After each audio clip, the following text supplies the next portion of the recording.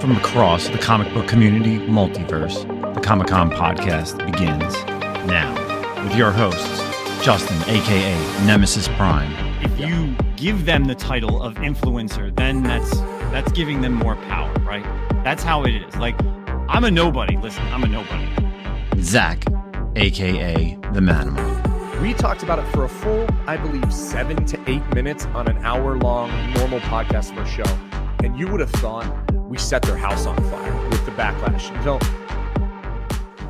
hey, what's going on, everybody? Welcome back to the Comic-Con podcast, season 3, episode 48. Recording this on November 30th. You're listening to this on December 1st. It's your duo of Nemesis Prime, Milton the Manimal. Hopefully everyone had a fantastic Thanksgiving, Black Friday, Cyber Monday. They spent a lot of money on comics, cards, video games, toys, original art, whatever was on sale from everybody across the board. I saw on Instagram, everybody trying to hawk their old stuff that they can't sell. So, yeah. How's it going, man? How are you? We haven't spoken all week, actually. Yeah. What was going on this week? I don't think nothing. Just kind of busy with getting back into work from the holidays and everything. But yeah, dude, doing good here. Just prepping for Christmas now. I think I told you starting like December 7th and forward, or just starting, I guess, the 8th. I don't work for the rest of the month of December, dude. So yeah. I'm like trying to like figure out what I'm going to do besides play video games, read comic books, and not do shit. But I'm trying to actually be moderately productive. Well, then I half expect you to beat either Super Mario RPG or Wonder or Zelda. Yes. Playing. Well, I just started Skyward Sword, and Saturday I get Mario RPG and Wonder. So, but that's kind of the all three of those things kind of work against this whole trying to be productive thing. So I don't know how that's going to go down. But I did say, so last thing on that is I've had the Switch for, I don't know, about a year and a half now or so. And I've been using it for the first time as like the mobile way. Like I've always just kind of played it on my TV. And but now with Zelda, I've been playing it mobile. And bro, with a kid, oh shit. I told you it's so much better. It's so much Even easier. in general, it's better. Like I was playing Pokemon Arceus, and it was like the best thing, just as like a mobile thing. Like, yeah, it's cool on the big screen.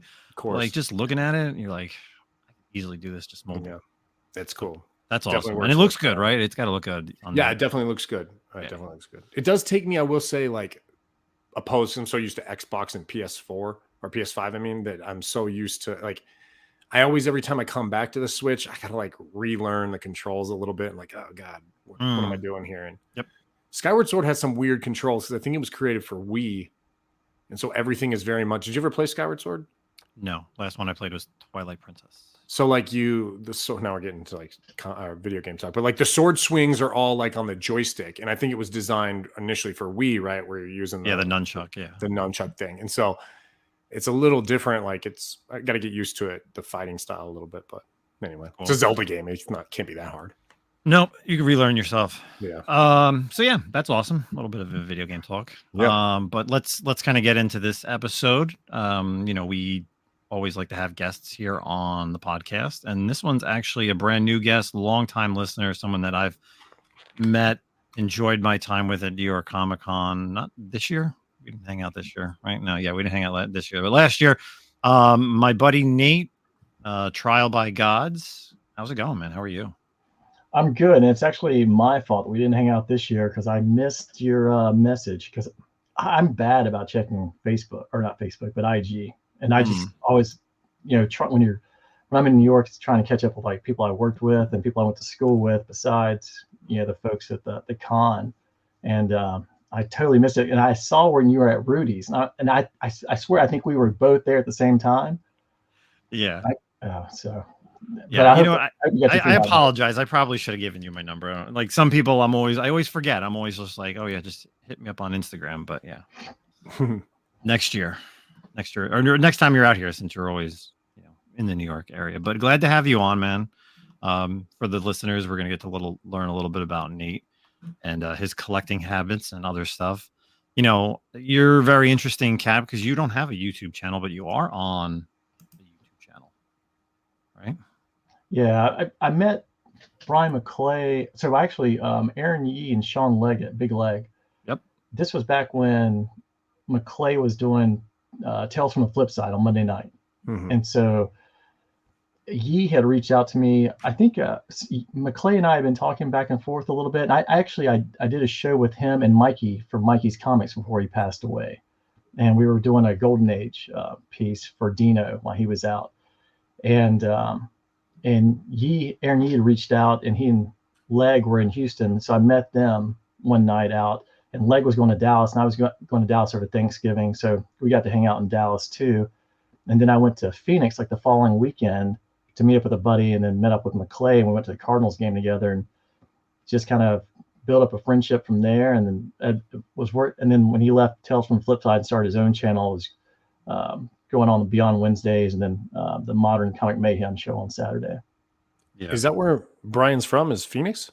Yeah. Yep. Oh, really? Born and raised. Oh shit! I didn't know he was out there. That's close to me. I thought you aren't. Now wait a minute. I knew you said. I thought you were moving to Washington, right? I am. Yeah, next year sometime. But I'm in El Paso still right now. El Paso, Texas. Right. Because when I say close, I mean 4 or 5 opposite side of Texas. Because I'm 45 minutes north of Houston in the Woodlands. So I might as well be in like different countries, even though we're in the same state. Yeah, dude, it's like what 10 hours, 12 hours to get across the breadth of east to west of Texas. Yeah. Oh my gosh. Yeah. Yeah, that's cool. I forget who I was having a conversation with regarding like all the we always have this conversation of how like in Texas I was talking to Kevin from Shortbox actually on the phone the other day. And we were talking about how everyone's so close again here on the East Coast, like everybody knows each other. But you guys, it's 10 hours for you, right? It's like 10 hours to get to Dallas, and then like you said, another couple hours if you were to go to Nate. So it's just so wild. I mean, for that amount of time, I could go up and down New Jersey, like from tip to tip. Well, as you come through like I-10, whether you're going eastbound on I-10 or westbound on I-10, and you're entering Texas from either side, you'll see it'll say like, so if you're going westbound, it'll say El Paso, and I think it's like 898 miles or something like that. And if you're going eastbound, it says Beaumont, and it's like the same thing. It's as you enter Texas, it's like, you got to drive, bro. You gotta get the hell out of here. So buckle up. But it's just straight shot. Dude, I-10 is actually like the longest interstate in the U.S. It goes from like L.A. all the way to Jacksonville. Yeah. Yeah, because I was wondering if it's that or 40, because 40 goes from Wilmington, North Carolina. You see a big sign like home of Michael Jordan or birthplace of Michael Jordan, and it goes all the way to California. But I think Barstow, California is where it ends. Yeah, I believe so too. But I think I-10's, I believe I-10's the longer one. I lived in the Northeast. I lived in New York and then Providence, Rhode Island, and it was just, you could just go wherever you wanted and it took no time whatsoever. Like I loved going from Providence and just taking the train into Boston. You're there at half an hour, and if you want to go to New York, take the Acela, you're there in 2.5 hours. Yeah, so a lot easier here on the East Coast to go somewhere. Yeah. But so Nate, so you've obviously, like you said, you kind of met up with those guys, and you've been doing it a little bit on Beyond Wednesdays, and as far as like a collecting thing, how did you get into all this collecting? Obviously, this is not a visual show, and Nate's probably got the craziest background I've ever seen for a guest, and anybody that's on YouTube. The guy's got Transformers, G.I. Joe. He's got comic books. He's got, that room alone has got to be worth a few, I'd say at least 100,000, if not more. So, yeah, don't tell my wife that. Well, I didn't tell my wife. I don't know if the insurance is paid up. So, is that room insured? Like, is it like bomb proof? Yeah, it's not COVID proof, but yeah. So it's just kind of one of those things where. I grew up in a really small town in North Carolina, and it's the funniest thing. Like every time I'm big into action figures and like G.I. Joe and Transformers and Star Wars, and every time I smell new tires, I think of action figures because the town I grew up in didn't have like a toy store. So the folks who owned the tire company, the wife, she loved dolls, and so she started her own little toy store in the bottom of the tire company, and that's where I used to get all my figures, where some of these are from. That's random. And then down the street, there was a comic book store, and they sold baseball cards and football and basketball cards. And I used to go in there all the time. And I started working there, like helping out when I was in like 8th grade. And so I was able to get like just a lot of different things from folks. And as buddies got older and they were wanting to get, beer money or car money, I was buying collections back in high school for like $300 or $400. And the funny part was I was just going for the cards, and then I would get just monster boxes of comics, like X-Men runs, ASM runs. And my parents had a furniture company, and my dad would have to get his I'd ask after one of the trucks at times to go and pick up different collections. Wow. And I've just literally accumulated stuff for a long time. It's like back in the day when like an expensive comic was like $20-$30 and you're like, oh man, that's a lot. Right? And that's a key issue now. It's like worth hundreds. I remember back in the day there was giant size X-Men on the wall at a shop here but close to my house, and it was like $100. You couldn't throw that down fast enough now, right? Yeah, right. Like, fast enough. She has X1 for $100. I'm like, oh my god. Yeah, I remember the guy I worked for. He had a 52 Topps baseball set, which is the first baseball set, and has the Mickey Mantle rookie. And I think at the time it was the set itself. It was mint was probably worth like $1,500, and now like the mantle itself goes for just outrageous amounts of money. So it's just wild. Yeah, how you see things age. It's funny trying to explain that to like your parents and stuff. Like, even my parents don't get it now. When I'm like, hey, my X-Men 1 is worth X. I paid this much and it's worth this much now. Yeah. They're like, well, that's just comic book. I'm like, is it though? Like, I'm not really entirely sure it is anymore. Like, it's an investment at this point. That's the thing. So one of the G.I. Joe figures, the original Snake Eyes, my mom used to go to the grocery store every Saturday, and I would go with her. And one Saturday she was sick. Like the only time I ever remember her being sick. And my dad had to go, who knew nothing about the grocery store. And so I would always go over to Eckerd Drugs next door to see what G.I. Joe figures they had. And they actually had one, and it was so hard to find. So I had to go and beg him for $3. And the worst part was when you go in, you go through the dairy products last because they're refrigerated. Not him, not knowing the grocery store. So he does everything the complete opposite. So I'm running on one side trying to find him, can't find him, have to go through every aisle until I find him. I'm like, what are you doing? You're doing it all backwards. I'm like, have you not been here before? And he's like, what do you need? I'm like, I need $3 to get a G.I. Joe figure. And he's like, well, do you already have it? I'm like, yeah, I've got all of them. And he's like, well, why do you need another one? I was like, well, this one breaks. I'll never be able to get it again. And he's like, I just don't understand. I'm like, let me tell you something. If we go home and I tell mom that you didn't give me the money, she will go nuts. And she will be so pissed at you. And he immediately pulled a 5 out and just let me go. And so I literally still haven't. I've got it graded, and I've sent it. I literally went home and just put on a thumbtack back when I was, I guess, 9 or 10 in the playroom. Never opened it up, and I send him like eBay listings every once in a while just so he can see what the value is. And just what is that now? About 8K. Damn. Yeah. So is that like the hardest G.I. Joe to get? He was always the toughest. Him and Storm Shadow, but like it's graded at 85, 90. So it's wow, man. Yeah, that's awesome. It's crazy to think that I didn't really. I don't know. Like again, like I just started doing the video game thing, buying sealed stuff. But to think that like you were at 9, you're like, I need 2 of these. I know. You were already in that realm of like, I play with one and I have one to like keep sealed, or in reality, if it quote unquote breaks, whether that's the truth or not, back then. But like, that's just, I can't imagine like keeping anything sealed back then. Like my mom never thought about that either. Like when she was Transformers, He-Man, whatever it was, like X-Men figures, never really thought about that. But I can't believe you have some of that stuff that's like yours. That's like you're the original owner of those. Like it's not like bought secondhand. So like, is it the Nate TrialByGods collection like on AFA? Like do you send that pedigree? in? And, like, yeah, the pedigree. Yeah. Well, the funny part is like when guys I grew up with come and stay. I mean, like Jeff, he will walk around and him like that was mine, that was mine, that was mine. Like his Slave 1, that's mine. His Tauntaun, like all the Empire Strikes Back toys, everything a lot of my own, they all came from him. And and Jason, just some of the other guys I grew up with, they can all point like, yep, that was mine. That was mine. Was is the key word. Was.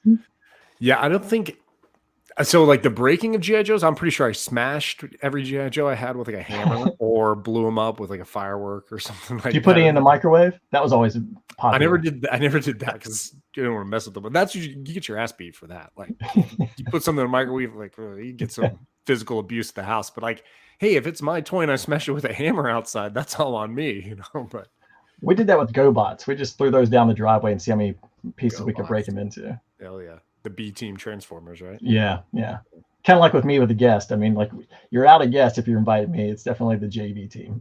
No. Yeah. Why? Because you're not from Canada, right? So. Well, I watch enough hockey. I should be adopted. Yeah. Well, we have to throw the bones to our neighbors up north every once in a while, get them included in a good country and how shit actually works. So they got free healthcare. I mean, Brian Adams. What else do they need? they do. Wolverine. I mean, they have some of the best singers. Period. And women. Holy hell, dude! Like all the famous most attractive women are somehow from Canada. So I don't know, something good up there. I haven't seen a good looking woman from Canada. What? Paulina Gretzky. Sorry. I don't know if she was born there, but she may have been born in California. But so is it you're not an Avril Lavigne fan? Oh yeah, I am. I forgot. Yeah. Okay. So yeah, then that's one. So as a collector, Nate, I mean, you have so much. What is your favorite stuff to collect? Comics, the toys, really, what's the? I think it goes in cycles. I think it just depends on how good comics, the writing's really good. After we came back from COVID, I was really big into Turtles. I really loved Sophie Campbell's art and her work with Turtles. And during COVID, I reread the entire IDW run. I reread the GI Joe run, and so it kind of goes in. It's cyclical. When cards, when the Mets are good, which is not often, I really get back into baseball cards. I mean, I'm always in cards, but when my teams, the Red Wings, are playing well, so it's that. I know Super 7 just announced they're going to start doing O-ring figures for GI Joe, which haven't been done since Hasbro did them back in the 90s. So, and I love the all the different Kickstarters, like the Unicron back here, the HasLabs, the stuff that I've always wanted. So it never ends. And then I've been copying you guys just because I hear you guys talk about video games, and then so I bought a few video games here and there. And I actually do want to get a Switch, and I want to play Alex Kidd Miracle World because I used to play that on my Sega Master System, and it's got the design where you can go from the updated version that's currently out to the retro back on the Master System and play and go back and forth. So yeah, they've done a lot of good stuff, especially with the limited run games that have come out. Yeah, I've seen the Alex Kidd. There's so many cool ones. There's Double Dragon, the whole Brawler collection that has all the Double Dragons, the arcade, and the first 4 ones. Yeah, the Battletoads thing. It's just unbelievable. And God, I mean, I found it's even kind of just in general, other games that have come out that aren't really games that I would have never thought to play. But yeah, there's so much retro stuff. So you just said a bunch of sports teams. So you grew up in North Carolina. Yeah. You lived in New York for a little bit, and then now you're in Texas. How did you become a Mets and a Red Wings fan? How the hell did that happen? So growing up in North Carolina, you could only get the Braves for TBS. Of course, and I hated the Braves. I grew up liking the Braves, because same reason. I watched TBS. Jersey. I mean, saying I hate the Braves, saying Niagara Falls is a little wet. I just cannot stand them. And so when I was collecting cards, it was the later '80s. So Gooden and Strawberry were great. I did school trips to New York in '87 and '89, and I went with my parents in '88. And so, and then when I went up into New York, I was able to actually. This is the difference between age groups. People would never understand. You can't just go on the internet, back in the day and buy a Dwight Gooden poster or a Darryl Strawberry poster. You couldn't get that stuff in North Carolina, especially a small town. And so I was able to get a lot of that, and I could see the Mets play the Braves on TBS, and they played 15 times a year. So that was the main. My life would have been a hell of a lot easier if I had a Yankees hat on one of those trips instead of a Mets hat. But and then I always kind of watched hockey. They always had the Oilers on in the finals, and so I got into the Red Wings. I really liked Stevie Eisman when I started collecting cards. Him and Pat LaFontaine and Brett Hull were some of my favorites. And then I grew up in about 45 minutes outside Charlotte. So Charlotte, the Hornets came around in '88. So I've always been a Hornets fan. I've got to be the only one, maybe two now. Yeah, there's not many. Still. No, my son is included. So that's probably all of us. So, and then the Giants. So because we only had the NFC East, so basically everybody grew up a Redskins or Cowboys fan. I kind of always liked the Giants, and then especially after living there when they won the Super Bowl the last time. It was just always been NFC and primarily Giants. I got a Mets story for you. So, oh boy, was it 2015? Well, I went to Game 2 when Royals played the Mets in that World Series, and then I think it was Game 2 I went to, and then when they won, when the Royals won, which was, I think it was game 5. I believe it was game 5. Yeah, I was there. You were at the In game? extra innings. Yep. Yeah. Yep. And so, man, I remember I'm sitting in, my favorite band's Coheed and Cambria. And so I'm sitting there like at the show. They're in El Paso, and I'm watching there. They got their tour bus right next door to a bar. It's like a bar on the corner, then the concert hall, and their tour bus is on the street.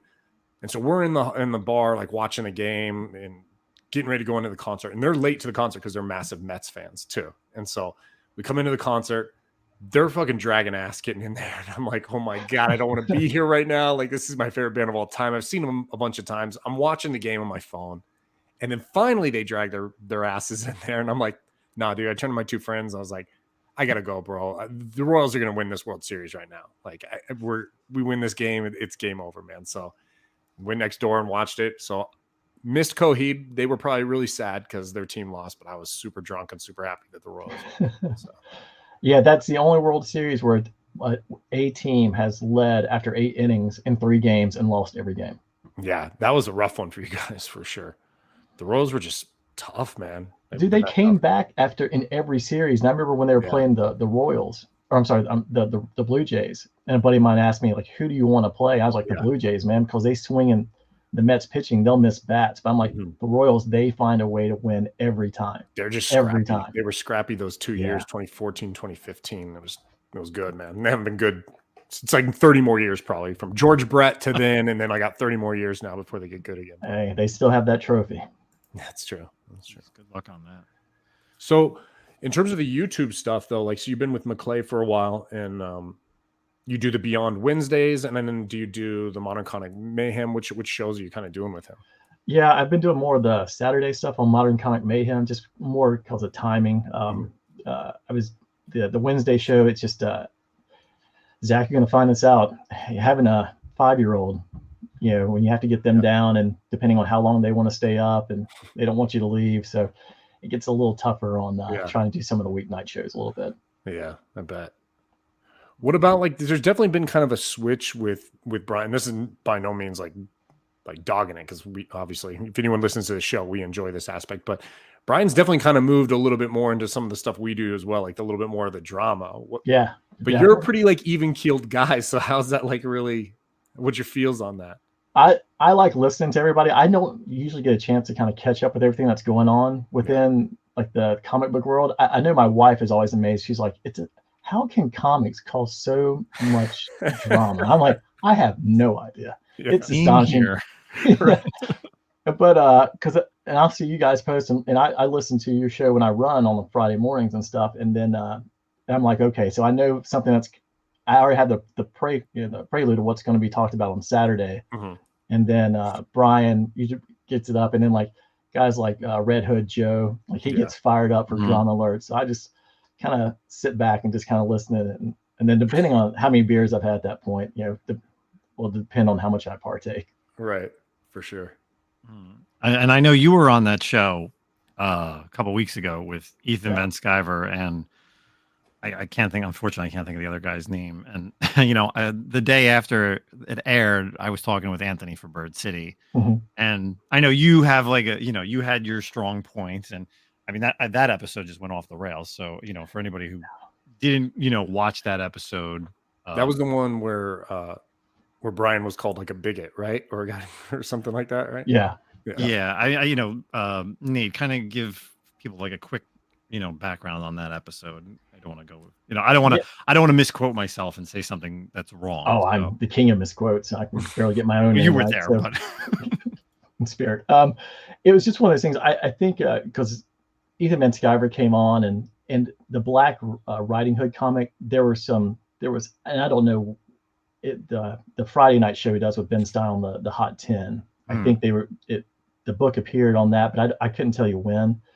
And then Mighty Mel V, and I think, and I don't know if Joe was on at the same time, but I think they made comments about about the book. I haven't seen it, so I don't or that episode about the book, and I don't want to say the wrong thing, but it sounded like the big point for the other guy on the show who came on with Ethan was that because Mel had said, if I see that guy, I'm going to punch him in the face, and he seemed just dramatically impacted by someone saying they want to punch him in the face. And my whole point was, my professor from the Bronx when I was in school in New York, he said that to everybody.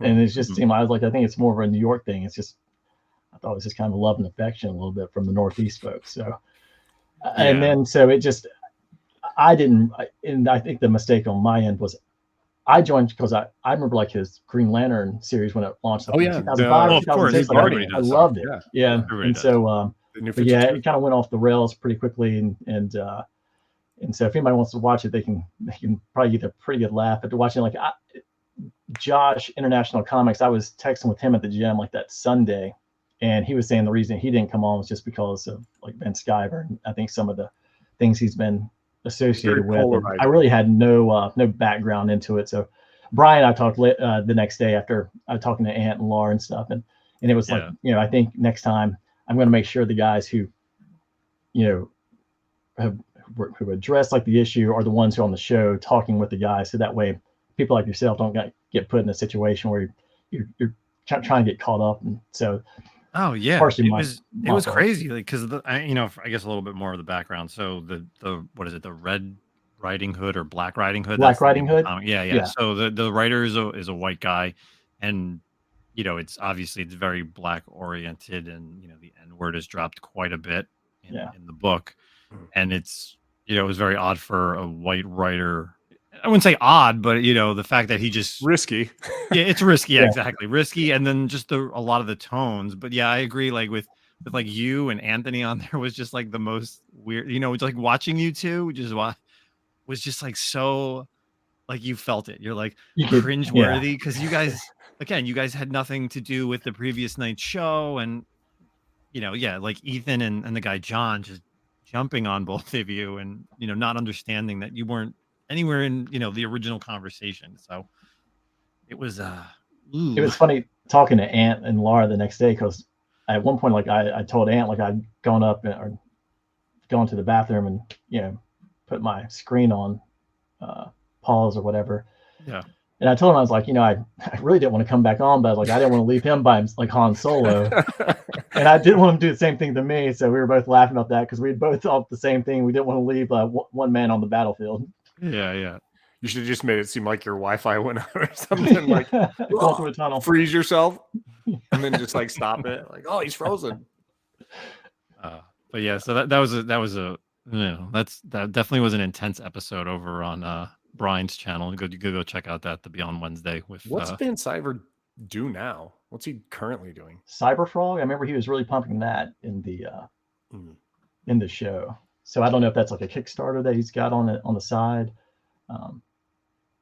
He's got something like, what's it, like comic artist something, like I can't think of his name, like his other than that, like they have like their own mantra that they've got like a bunch of different, he's pulled different people in to do kind of like independent pieces, but I haven't gotten into it, probably won't either now. So but of course everybody that jumps on, I heard same like Ant and you, like his Green Lantern stuff like pre-New 52 with like Jeff Johns is amazing. Like, it's amazing art to back up Johns's writing. So it seemed like out of nowhere too, he just kind of went off the rails, right? Like maybe he always felt this way, and then he just got to a point where he was like, I'm going to speak now, but that shit kind of came out of nowhere with him.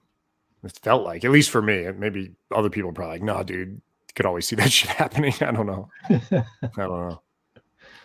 Yeah.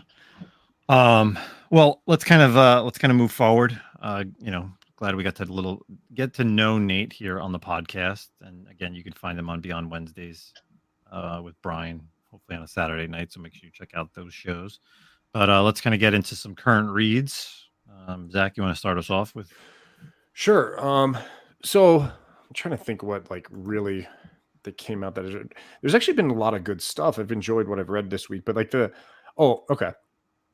I posted about this Realm of X ended, and we had Torin on last week, and it was a really good run for the Fall of X stuff. Like check out last week's episode. You can kind of hear my thoughts on it a little bit more about the X-Men lineup, but I really enjoyed that one. The other X-Men book that came out this week, which was kind of talked about a lot in a lot of websites and stuff, was the X-Men Blue Origins. And it's a one shot that kind of it's probably like it could have fallen in the Uncanny Spider-Man 1 through 5 that's coming out. It's like issues 1 through 4, and then this X-Men Origins book, and it really goes in and cleans up the backstory of Nightcrawler. So you kind of, if you read into it, I'm trying to think if I should spoil anything. Maybe I'll stay spoiler free, but like it really cleans up the origin of Nightcrawler from what it was originally intended to be back in the day, that I think like Claremont wanted to do with his origin and wasn't allowed to by Marvel at the time. And then we got things like the Azazel and the Draco storyline, which people were like, it's not that good. So it cleans up all of Nightcrawler's origin. You finally know who his parents are, and there's no question about it. So it was a really good issue. It was pretty heartfelt as well. I enjoyed that issue a lot. So I thought that one was really good. And then, unfortunately, I guess I'm keeping it very X-Men, but I kind of found in this rabbit hole of the X-Men Unlimited Infinity comics. Mhm. And so I don't know if you have to be honest, I don't know if you pay for them through Marvel, probably. If you have like a membership with Marvel, I think you get that stuff. Yeah. I was reading them on a different website, and they're pretty short, real short, but I burned through like 20 of them, and there's really awesome like storylines in there dealing with the storyline I really liked was the Red Root saga, dealing with like Sunfire trying to rescue Red Root, who is a character from Araco. So still X-Men stuff during this House of X Powers of 10 type scenario. I love Sunfire. I really think he's a strong character that kind of doesn't get enough story. He's just kind of pigeonholed as like the Japanese, arrogant, super powerful guy. You know, he's kind of always a dick. Mhm. But I think there's so much possibility with him. If you read Age of Apocalypse, Sunfire is amazing in Age of Apocalypse. That's like the only time they've really like developed this character. But this Infinity stuff is really, really cool. And the Red Root saga was awesome. And I just kind of went through a bunch of those that are kind of like supporting stories for the X-Men stuff. So check those out if you're reading X-Men. They really can't miss on those. In X-Men 28, is that where Sunfire die? Or I'm sorry, when he dies, and then Apocalypse comes back and brings him back to life? So that's he's not dead, but that's like at the end of the Red Root saga. So if you see everything, the Red Root saga goes on in the Infinity, and then it ends in, I don't know, issue like 117. It's like eight of the issues or something, and then it picks up. X-Men 28 is where you see, and we'll see where he's going to be moving forward. So, but yeah, and that's kind of how I fell into it. Was I was like reading X-Men 28, and it said, hey, read, little asterisk at the bottom, Infinity. And I was like, oh shit, how am I missing this stuff? And so then I went back and read them all. I do like what they've done with Firestar in X-Men, especially that last issue, because they've I think towards the end they even say like, I think the need for what we've needed her for, her time is done. Yeah, so it's also in Infinity, there's a story arc that's going on right now. After Red Root, it picked up with her, and it's her interacting with, still working for Orkies undercover, and she's sent to go take down Vance Astro, Justice, so who's like her old lover.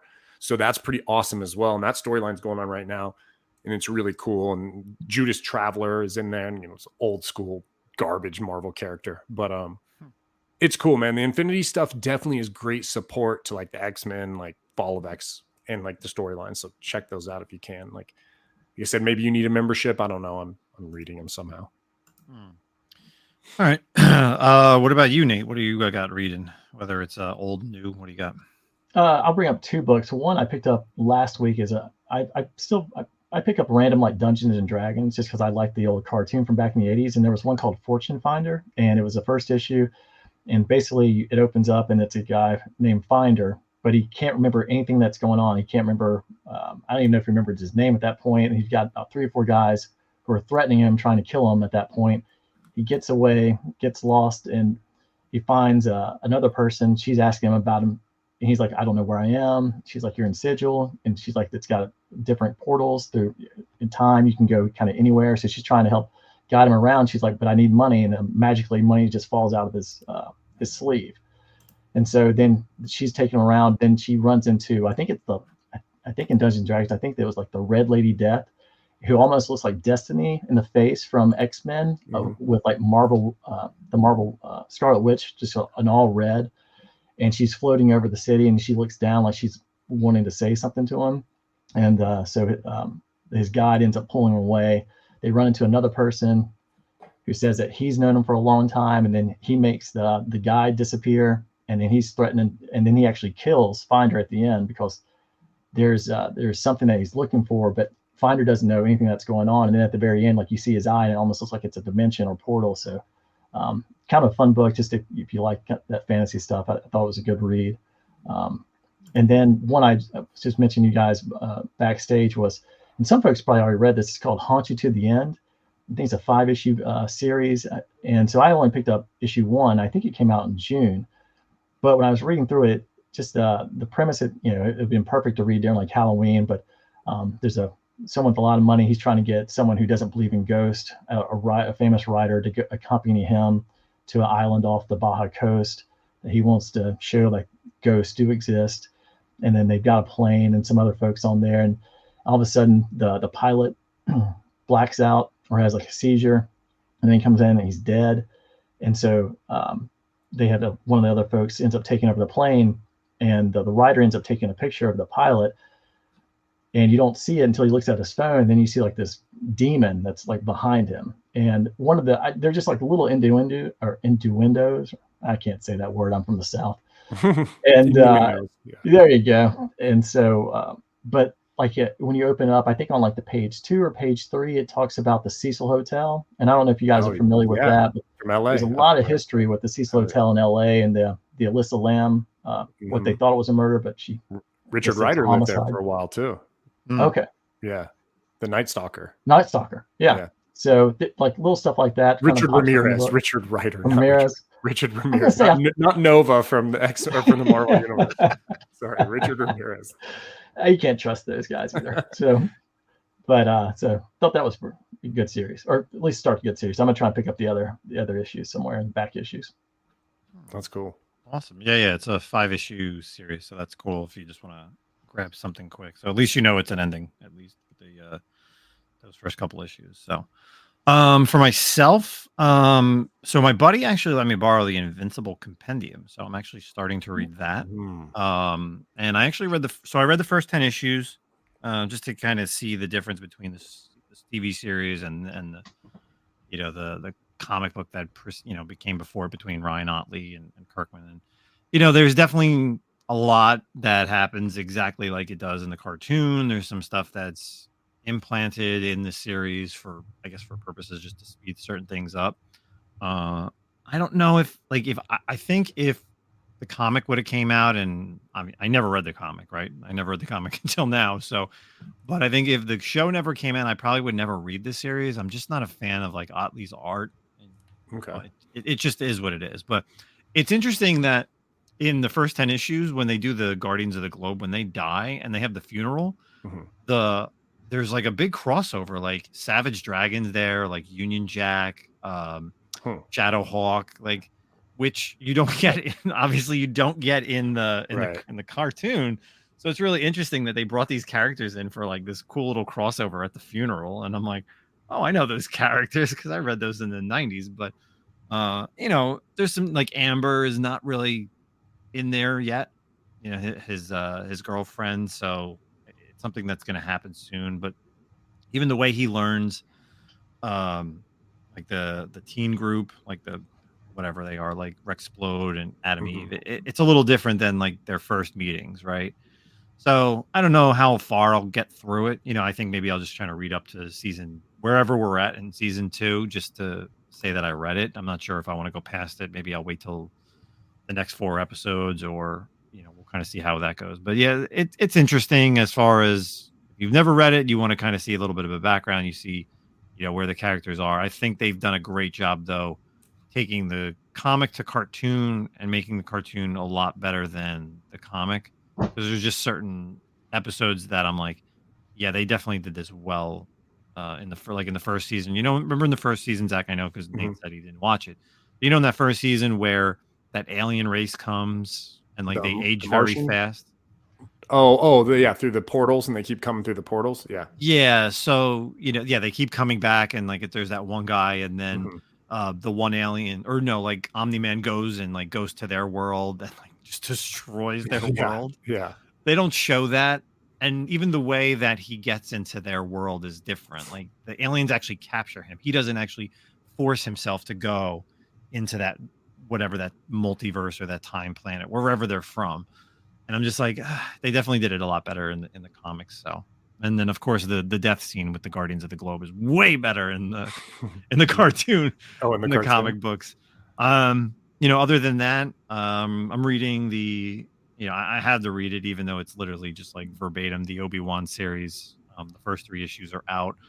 I say of all the adaptations between like Rogue One, Solo, The Force Awakens, this is probably the best one for the simple reason of like Salvatore LaRocca's art is just spot on. Like you see some of these characters and they're just like, like Ewan McGregor and the chick who plays Reva and Leia. Like they're so close to like live action. It's perfect. And this past issue that just came out was when Obi-Wan and Darth Vader fight briefly on that one planet. So I liked it.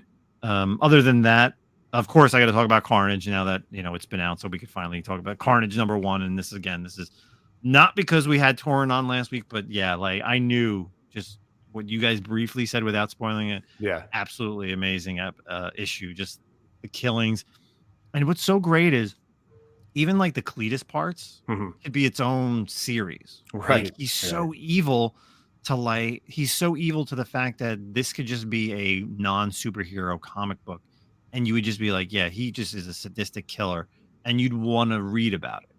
It's just such an amazing comic. So I'm really excited to see where they're going to go with this. And of course, the whole thing with Flash Thompson and what's going on with him. And we'll see where that goes. So definitely Carnage #1 was high up on my list. But pick of the week, and this is kind of a little bit older, the Animal Pound. I know we really haven't talked about it, but the Ash Can came out, and for someone who's an animal lover, I got 2 cats, Zach's got the dog. It's really interesting that you read it, right, Zach? Yeah. Oh yeah, the Ash Can. Yeah. Nate, did you read it? I have not. Okay, so you never really think about this, but it is really the truth that we don't let our animals like run free. Like they are in their cages. Like their cages is your house, because even though you take care of them, but they're really not. They don't really get to see too much of the outside world. And even dogs, you take them out, you walk them, they poop, they run around the backyard, but they're not free. And this whole issue between this old dog, obviously takes place in the pound, and this old dog and this young kitten. And he's telling the story to this kitten saying, like, this is what life is going to be. And then when it flash forwards to a part where now the cat is trying to get all these other cats before this other dog is going to be basically executed, is now this is where it's all going to start off for this first issue. And, I love these type of, comics, especially the fact that it's going to be a horror with animals. And I've talked about it multiple times here on this podcast. If you've ever get a chance, please read Animosity from Aftershock Comics. Like, it is just a cool, like, awesome comic book. I think it's like 30 issues. They did like 2 spin-offs, but the whole idea with animals taking over the world is just awesome. Like the whole awakening and them being able to talk and humans understanding them is wild. So definitely I'm interested to see where this series goes with Tom King. It definitely had like Planet of the Apes vibes, right? So like if you watched any of the original 5 Planet of the Apes, so you got like Planet of the Apes, Beneath Planet of the Apes, and then Escape from Planet of the Apes, you got Cornelius and Zira, and they have a baby, and then it's like Conquest of Planet of the Apes is where you see like the baby Caesar being raised, and like all the apes are kind of being used for like science and slave work and stuff like that. And it really, that's kind of what the vibe of I got in this, where it was very much like, hey, we got to put aside the differences between dogs and cats, which it also kind of has a lot of like relevance to society in a way, right? Like, honestly, I read it in so many different aspects. I'm like, bro, maybe if the Republicans and the Democrats put their shit aside, we could get like into a good place as well. It just really like, hey, stop bullshitting. And they even kind of say like, hey, the dog tells the little kitten, like, they want us not to like each other so we don't come together and work together. And it's so true, man. It's so true in the real world. But yeah, I liked it too. Very much enjoyed it. I'm excited that it's only 4 issues, because that's like, nice and concise. But yeah, definitely had like some Planet of the Apes vibes with it, and we'll see where it goes for sure. Cool. So that's our reads for the week. Let's get on to some articles. Zach, I think you have a nice Ghost Rider article to chat about. Yeah, so this comes from Marvel.com. The article is titled Johnny Blaze Takes His Final Ride in New Ghost Rider Final Vengeance #1 cover. So this book comes out March 13th with the Greg Capullo variant cover as well for this book. Benjamin Percy's been writing Ghost Rider for a while now, and it ends, I believe, next issue, which is issue 21, I think. The run is going to end, and then I'm guessing this is a one-shot. And then I'm sure we'll have, a kickoff for a new Ghost Rider series. I don't know if this Final Vengeance is an ongoing or if it's just a one shot or not. But what it looks like is saying, well, I'll just read the article for you. So continuing Benjamin Percy's acclaimed and thought-provoking work on the Ghost Rider mythos, the new series will see the spirit of vengeance fall into the wrong hands and fans won't believe who it is. Now Johnny Blaze must embark on an epic quest to become Ghost Rider again before the newly possessed uses its demonic power for a dark purpose. Joining Percy on his latest Hell Ride will be Marvel newcomer Danny Kim, known for his work on last month's Ghost Rider Annual #1. Fans will have to wait to find out who the new Ghost Rider is, but in the meantime, see Johnny Blaze enjoy his last moments as the iconic Flamehead in Greg Capullo's cover for Ghost Rider Final Vengeance #1, also available as a variant cover, which is this superstar artist's latest piece since his grand return to Marvel Comics earlier this year. Like I said, it gets released March 13th for that. So I don't know how I feel about this. I've really enjoyed this run. I would have liked to seen it go a little bit further. I've talked a lot about how I like the character Talia Warroad, and there's definitely been like a bend more to the supernatural aspect in this run of Ghost Rider, which is always kind of how he should be. There was some Danny Ketch stuff, which I could always use some more of. I don't know. I'm always hesitant when it's like, hey, it's clearly going Ghost Rider Spirit of Vengeance is going to someone we know, because it's like you'll never guess who it's going to, right? So like it's not going to be some no-name person. Of course I wouldn't guess this character never existed before, so like I don't know, man.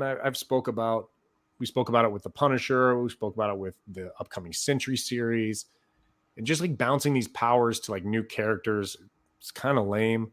I would much prefer like a new, if you're going to do it, I don't want it, but like if you're going to do like a Robbie Reyes or an Alejandro Jones, like a new Ghost Rider, someone new backstory, new Spirit of Vengeance, rather than like, I'm sure it's not him, but Wolverine getting it or something. Oh yeah, because they had that huge Hellverine, whatever that was. Hellverine, yeah. So yeah, I don't know. We'll see. I'm kind of bummed. Like I said, I like this run, but hey, keep going with Ghost Rider, and I'll probably stay happy, I guess. This is the run that introduced Talia, right? Yes. Was her first appearance like #1? I believe it was issue 1. If not 1, then 2. Yeah. Yeah, because I remember I read like the first 5 or 6 issues, and somehow or another just got off track and didn't. But I like the story. So just hearing that, it just sounds like they're setting her up, and I'm probably not giving away anything that people probably can't guess already. But I didn't realize Capullo was coming back to Marvel. Yeah, I didn't know that. I know he'd done a couple variants though, right? Didn't he have that Wolverine variant recently? That was like a big. Yep. Yeah, he did that. But yeah, that was like the big thing. I think we even talked about it a long time ago, like that he did like a sketch, and yeah, he did the Wolverine. But yeah, so they're doing this Ghost Rider thing. But yeah, shit, Nate just nailed it, right? Like I'm sure as shit, then it's gonna be her, right? Because it can't be anybody that we haven't thought about, right? Because she was with Shield, and didn't they have I'm gonna blank on the guy's name, but when they the latest Punisher, wasn't he a Shield guy too? When they replaced Joe Frank Castle, Garrison. And so I thought she was a really cool character. I liked her a lot. So it just seems like they're just if they're starting a new series, it's hard to keep up with how many times they stop and start. I think she had some kind of like a division of Shield she was working with, or it was like some paranormal division. It might have even been the FBI and not Shield. I don't know, but I can't remember. But that, honestly, I didn't even think about it, because that seems like a pretty logical guess. Like, you'll never guess who it is. Like, oh, you mean the other main character in the run? Well, shocker. So, I mean, she's cool. I really want to see her stick around. She has she mixes between, for me, if you read any of like a Valiant stuff, she's like a Punk Mambo and Constantine type character. Like, I love it. I love Punk Mambo in the Valiant universe, and obviously Constantine with the magic is always dope. But So I hope that she sticks around for sure. Yeah, I mean, I think you were talking about like bringing the spiritual piece into Ghost Rider. It's like with the way they've done Hulk and brought the horror piece in. Yeah. Like good relaunches. It's been good, but we'll see. Cool. So that comes out in March, and then we'll obviously we have some time to guess, but I'm sure Nate just hit it right on the head with an existing character that was clearly in this entire run. So even clocks are right twice a day. Let's kind of move on to some TV talk. So I feel like this is definitely, just absolutely interesting article, and I'm sure some people have read it. So this is a couple of different websites picked this one up. So Thor Ragnarok, Taika Waititi admits, I have no interest in making Marvel movies, but yet he directed 2 of the 4 Thor installments. So basically, he was on a podcast recently with some people, and he said that when it came down to the offer for Ragnarok, Waititi frankly admitted his acceptance came down to money. He says he'd never read any of the comics. He's like, and he quotes, "You know what? I had no interest in doing one of these films. It wasn't on my planned career path as an amateur, but I was poor and I just had a second child, and I thought, you know what? This would be a great opportunity to feed these children." And he changed Thor, and then he completely ruined Thor. So. Goes on to quote, "Thor, let's face it, was probably the least popular franchise. I never read Thor comics as a kid. That was the one comic that I picked up and been like, ugh." And then I did some research on it, and I read one Thor comic or 18 pages or however long they are. I was still baffled by this character. And I guess now we could see why he's not doing the next Thor movie. So, thoughts? Yeah. I mean, look, Thor was horrible in the first 2 movies. And I know some people didn't like Ragnarok, but I do think Ragnarok was the best thing to happen to Thor's character in the MCU. Like, it made him more likable. It did take more of a comedic turn, which then set the tone for him to always be that way, which was kind of like they needed to find the middle ground, in my opinion, of like a serious Thor with like the humor of Ragnarok. But Ragnarok was in my opinion, Ragnarok's probably one of the best of the Infinity Saga standalone movies, I think. But you could tell, Love and Thunder, I don't know, man, that was bad. And then, I don't know. I don't blame him. He needs a paycheck, I guess. Shit, I don't know. Yeah, I'm about to say, I don't do my job because I enjoy it. I enjoy the compensation, so I get it, that part. I'd say, I appreciate the honesty, but yeah, Love and Thunder. I remember I was really looking forward to it, just like a lot of the Marvel movies. And I remember I mentioned Josh earlier, and he had told me how bad it was. I'm like, it can't be that bad, boy. And I remember listening to your review, and I was like, well, it was just like, yeah, just go down the list. I mean, those goats. I mean, the whole thing, everyone, especially if you read the comics, the Jane Foster piece, the cancer piece, you could have done so much with that, because so many people, have had some maybe an experience with someone along those lines. And then the way they just go from, they don't even really let you feel like how she's got it. And then you've got Hercules and goats, and the whole thing was just appalling. It was awful. I mean, terrible.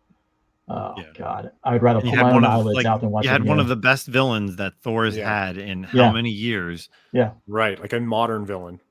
And for them to just like completely ruin him, and you guys talk about it all the time, how Marvel ruins the villads because they can't keep them as villains. Yeah, the only like legit villains they have, they're one and done, always. And I'd said it before. I think Christian Bale would have been the perfect Dario Azure for Roxanne. I think that would have been spot on. They could have done so much with it, and kept him around for a little bit. Made him like a gray area character. Like, hey, sometimes I do good, sometimes I do bad. I run this business, And then sometimes I turn into into a Minotaur. Yeah. I don't know. I mean, look. I'm sure it's going to piss people off. And of course, people are like, whoa, you ruined it. And then you left. And now you said this. Like, whatever, man. He's gone. It's been done. Who gives a shit, to be honest? And I do like some of this stuff. Like, I love What We Do in the Shadows. This is one of my favorite shows. So, Waititi can do no wrong for me in some aspects. But, I take articles like this and I wonder, right? Like, okay, if Love and Thunder would have been successful and it wouldn't have got shat on, would you be saying this? Or is this your defense mechanism because it sucked and now you're like, I didn't really want to do these anyway. What do I care? You know what I mean? It's like the coaching search. I pulled my name out of being the coach. That's because we didn't want you. Yeah, right. Exactly. Yeah. We're getting somebody I better. didn't get selected. You didn't. You weren't gonna get selected. I didn't apply because I wasn't gonna get selected. You know. Yeah. It makes you wonder how genuine where this is coming from. But I thought honestly his best stuff, if you watch those little snippets on like Disney Plus, Thor and Daryl, the roommate. Yeah, those are good. Yeah, they're hysterical. Yeah, they are so funny, and I think that's where on those they're great. But the way they tried to make, they turned Thor into a superhero and they turned him into a buffoon. I mean, it's just silly, it's ridiculous. Yeah. I would say the biggest problem with Waititi is, so Gunn obviously with Guardians set the comedic like turn for the Marvel universe, right? But it wasn't heavy. But Waititi came in and he went like it was more comedy than anything else. And I guess if you're gonna be mad at him in a way, it's almost like you might be the problem. Like you might be the one who started that ball rolling at like a speed that just couldn't come back from. That like Marvel's like, cool, everyone liked Ragnarok. It was super weird and funny, and let's just do that now all the time. And it's not hitting anymore. So I feel like the last quality Marvel movie that I walked out and like I want to see again was Spider-Man: No Way Home, and that was 2 years ago. Which one's No Way Home? No Way Home with all the Spider-Man. Yes, I always get Far From Home and No Way Home. I love that one. That was great. So to check out that article, and then we're going to kind of stick with some more Marvel news. I feel like this is a perfect segue into this one. So over at Forbes.com, the Marvel's Iman Vellani nails the problem with the MCU. And only at 21, Iman Vellani, current actress who's playing Kamala Khan, Ms. Marvel. We've seen some low points on Disney Plus as well as in the current MCU we just talked about. She was on a podcast and, basically Iman Vellani's talking about the larger problems with the MCU. And she was asked by The Direct how the MCU could go back to generating Avengers Endgame level fan hype. And I don't really think we need that. But as quoted, I don't know. I don't know if it's just getting bigger and bigger and bigger, because then like what's left? I think it's just about making the audience care about their characters. And I think they've established so many wonderful characters in the last phase of the MCU that would be nice to see them all again and see them team up. It's a simple answer, but no one seems to identify the core problem with the MCU right now. The pursuit of bigger spectacles of sparring casts covering every inch of the Marvel history. See, I like this in a way because I enjoyed the Marvels. I know people were like, it's fun, but you got more of what you wanted, right? You got to learn a little bit more about the characters. You felt more about the characters. We talked about this on our review. I cared about every character that was in that movie. Monica Rambeau, Captain Marvel herself, and Kamala Khan. And that was something that is lost with, I think, a lot of these shows, right? And a lot of these characters for these newer movies. Like, they're just there. Like, The Eternals was like a cool movie, but like, does anybody care about any of those characters individually? Shang-Chi, good movie. It's a great movie, but do you really feel for Shang-Chi after the movie? Like, where's his place? What is he like? And I feel like that is exactly like what Amon's saying, is that you need to really feel for these characters, whether it's the first or second movie, like, Captain America, Thor, Tony Stark. You knew who these characters and felt who these characters were right off the rip. Nate, what do you think about this article on Iman? Do you think she's right? Do you think she's wrong? I think she nailed it. I was like, for someone who's 21, she's got wisdom of someone much, much greater in her years. I mean, like, I never really cared about like the Falcon and Bucky in comics. And then when the movies came out, and honestly, the Disney Plus series, like I've watched that so many times. Like, those two characters, I would pay to watch them anytime in any type of film or short series. They're just great characters that I'm stuck to now. And I think Bob Iger, for the CEO of Disney, came out, I want to say it was yesterday, and the note that he put out was saying that we were focused way too much on messaging and not the actual story. And I think he's spot on, and I think she's right. And because at some point, like Avengers and Endgame, they're great, but you can only have like so many people, and you can only have so big a spectacle, and it's not always, if more is good, more is better. But if, just keep it sometimes simple is really underrated, and just work on the characters. Like I know Justin, you've mentioned like Kamala Khan being the Jersey girl. You kind of like her. I like her because you can literally watch the series and watch like the Marvels, and you can see how like much she cares. Like that, Oh yeah. she's easy to gravitate to. Where like Brie Larson, you know, in the previous movies, just never, there's no connection. Yeah, I agree with you, and yeah, I think like Bob Iger said, yeah, exactly. Like they were about this new current regime, whether it's Marvel movies or Disney movies, is they were trying to come across as a message instead of telling great stories. Yeah. You know, like Zack always says it, you know, checking boxes on every, you know, thing, whether culturally this, that, the other thing. And what about you, Zack? So I had read this article like a couple times. I feel like it's been showing up like all week in different places, and for whatever reason, I don't know. You know, and yeah, she makes a good statement, but I'm going to play a little, I don't know, devil's advocate's the word here, but It's fine. she's not really saying anything that's like, everyone's like, you know, oh, wow, she really gets it. What do you mean she really gets it? Write a story about a character that people care about. Yeah, no shit. Like that's like common knowledge. And then even at the end, she's like, I don't know, we should just like focus on the characters. We've established so many more. But then I feel like she contradicts herself because she's like, so that it'll be nice when we can all see them team up again. So like exactly what you're saying is the problem of like, oh, it's getting bigger and bigger and bigger. And she's like, let's focus on these characters so we can get bigger and bigger and bigger and we can see them all. But obviously she's, you know, of course she wants it to succeed. It's her career. She's writing for Marvel. This is her first big break, you know, and she's great. I'm not a Ms. Marvel fan. I've said it a million times. I think she's great. She nails the character. I've enjoyed every iteration of her. It's not really for me, but I don't dislike her. But yeah, the truth is this: Marvel has to get people to care about it. The problem, though, is the same thing we've said over and over again: is it's hard to get people to care. You have the outsiders looking in and like, why don't you guys like Ms. Marvel as much? You're a racist, or you're a bigot, or you know, a misogynist. Like, bro, that character was just invented, like literally less than a decade ago. Captain America has been around for a really long time. Like, what are you talking about here? Everyone is invested in these old characters. And yeah, I'm sorry, man. They're straight white males. I don't know what to tell you, but that's how they were created. That's what they are. People are more invested, and everyone like the newer and the agendas out there don't understand why we can't get on board with diverse casting. Why aren't these as successful? Because no one knows this character, man. It has 2 stories.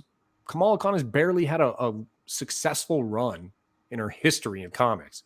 And so you want me to be like, she's the next Captain America. She's going to lead the team. You know, give me a break, dude. You know? So I don't know. They do need to do that, though. That's how you get it. That's how you do it. And honestly, I don't think it's the movies. As a reader, and maybe I'm completely wrong here, but write a good story in the comics. All these movies, all the best movies come off of comic book stories, right? They're all modeled after an arc or like some kind of character development in this character's background. And that's what we need. Write a good comic book story, bring it over to the big screen. I also think you need one more thing too. Is just, again, the whole multiverse. It's just too hard because I don't know how many people have to call me who don't read comics, and they're always asking questions like, what happened? Who's this? How did they get here? And it's too much and if they've missed something, if they've missed a movie or a series, they can't piece it together. Where it was much easier if you want to watch Iron Man or Thor or Captain America. I know who that is. I've got a semblance as of what kind of how they fit in or what happens. You start getting down the path and you get too many B and C list characters and you're too many derivatives from it's hard. To be honest, if you're going to do a successful multiverse, you should do it with those characters that everyone knows, right? Like the Cap, the Iron Man, the Thor, like characters who don't need explanation, who people don't have to be introduced to, because it's just like, oh, hey, look, it's a different version. Boom, boom, boom. I'm good to go. But you got characters like no one knows Ms. Marvel. No one's familiar with Moon Knight. You know, these other characters like that. And then you're like, hey, here's another version of them. Like, dude, I don't even know what the real one is. So like, what are we doing here? I'd love to know just how much the popularity spiked for like Black Widow and Hawkeye after the Avengers movies, because that was nothing. Like, I never really cared about Black Widow, and people I know, like friends, they didn't know who Black Widow or Hawkeye were until, you know, the Avengers movies. Now they care. I've always loved Hawkeye. He's always been like probably my favorite Avenger.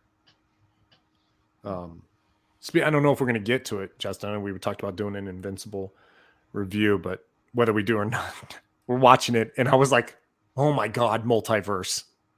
Oh yeah. The first I was like, "No." First, we'll talk about it next week once you more finish it up. multiverse bullshit, dude. What the hell?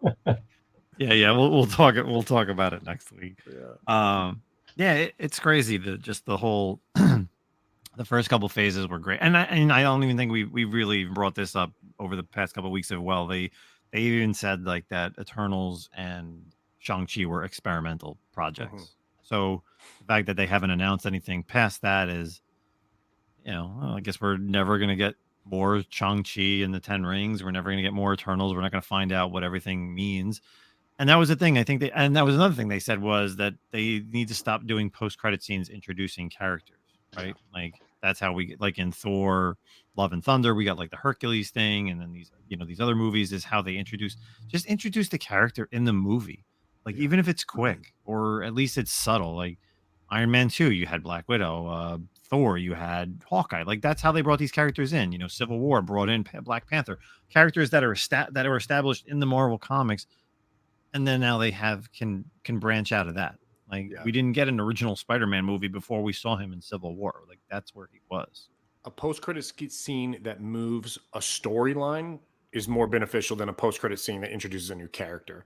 So like that's what the early phases did. Yeah, with like the Thanos stuff, like you saw him like doing things, collecting stones or whatever. Yeah, it was kind of an intro of him as well, but it was more moving the story. Like it wasn't, hey, here's a new guy. It's, hey, check it out. This is what you're going to see in the next movie. This is a theme of the next movie or something. So, yeah. Awesome. Well, that is season 3, episode 48 for us here at the Comic-Con podcast. Nate, we really want to thank you for coming on here. Let the people know where they can find you.